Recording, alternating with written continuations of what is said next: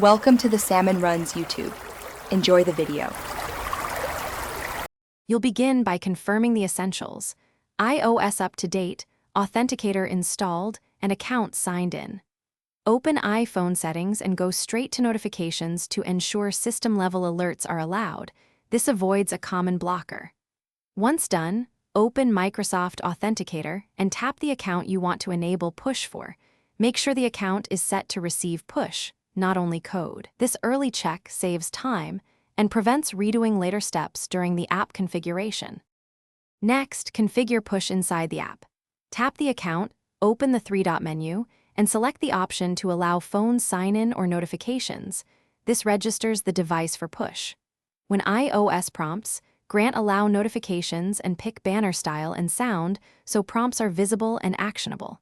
Make sure to repeat these steps for each account separately because push toggles operate per account. Once you've granted permissions, test by initiating a sign-in to trigger a push prompt and observe the behavior. Finally, validate the setup by doing a real sign-in and approving the push.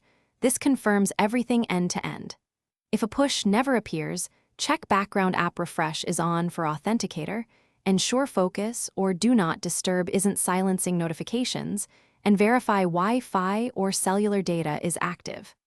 If issues persist, restart the phone. Then try reinstalling the app or removing and re-adding the account, but only after confirming permissions and network are correct to avoid unnecessary. Thanks for watching. Consider subscribing if we helped you.